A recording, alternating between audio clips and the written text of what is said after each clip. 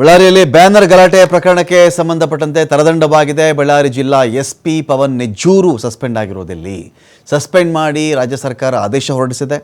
ಡಿಐಜಿಪಿ ಶಿಫಾರಸಿನ ಮೇರೆಗೆ ಪವನ್ ನೆಜ್ಜೂರು ಅಮಾನತಾಗಿರೋದು.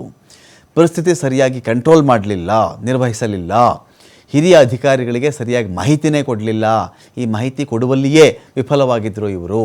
ಸೂಕ್ತ ಕ್ರಮ ಕೈಗೊಳ್ಳುವಂತೆ ಶಿಫಾರಸು ಮಾಡಿದ್ರು ಐಜಿಪಿ. ವಿಚಾರಣೆ ಕಾಯ್ದಿರಿಸಿ ಸರ್ಕಾರ ಅಮಾನತು ಮಾಡಿದೆ. ಅದೇನಾಯಿತು ಎತ್ತ ವಿಚಾರಣೆ ಆಮೇಲೆ ಮಾಡೋಣ, ಕಾಯ್ದಿರಿಸೋಣ ಅದನ್ನು ಅಂಥೇಳಿ ಅದಕ್ಕೆ ಮುಂಚೆನೇ ಸರ್ಕಾರ ಅಮಾನತು ಮಾಡಿಬಿಟ್ಟಿದೆ. ಅದಲ್ಲದೆ ಅವರ ದುರದೃಷ್ಟಕ್ಕೆ ನಿನ್ನೆಯಷ್ಟೇ ಪವನ್ ನೆಜ್ಜೂರು ಇಲ್ಲಿಗೆ ಇನ್ಚಾರ್ಜ್ ತಗೊಂಡಿದ್ರು. ಹೊಸ ವರ್ಷದ ದಿನವೇ ಕೆಲಸಕ್ಕೆ ಹಾಜರಾಗಿದ್ದರು ಎಸ್ ಪಿ. ಇನ್ನೂ ಬಂದು ಸರಿಯಾಗಿ ಅವರು ಸೀಟಲ್ಲಿ ಕೂತಿದ್ರೋ ಇಲ್ವೋ ಏನು ಎತ್ತ ಅಂತ ವಿಚಾರಿಸಿಕೊಳ್ಳುವಷ್ಟಲ್ಲೇ ಈ ಥರ ಒಂದು ಗಲಾಟೆ ಆಯಿತು, ಕಲ್ಲು ತೂರಾಟ ಆಯಿತು, ಫೈರಿಂಗ್ ಆಯಿತು. ಅದರಲ್ಲಿ ಒಬ್ಬ ತೀರ್ಕೊಂಬಿಟ್ಟ ಅಂದ ತಕ್ಷಣ ಇವನ್ನ ಇದೀಗ ಸಸ್ಪೆಂಡ್ ಮಾಡಲಾಗಿದೆ. ಅಧಿಕಾರ ಸ್ವೀಕರಿಸೋಕ್ಕಿಂತ ಮುಂಚೆ ದೇವಸ್ಥಾನಕ್ಕೆ ಭೇಟಿ ಕೊಟ್ಟಿದ್ದರು. ಬಳ್ಳಾರಿಯ ಪ್ರಸಿದ್ಧ ಕನಕದುರ್ಗಮ್ಮ ದೇವಸ್ಥಾನಕ್ಕೆ ಭೇಟಿ ಕೊಟ್ಟಿದ್ದರು.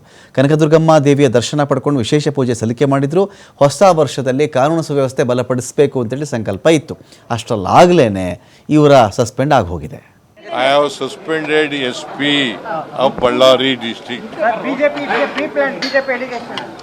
I do not want to answer BJP people. I have suspended SP Ballari because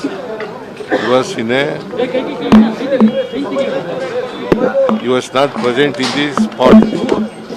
I have suspended SP of Ballari district. Sir, BJP is a pre-planned BJP allegation. I do not.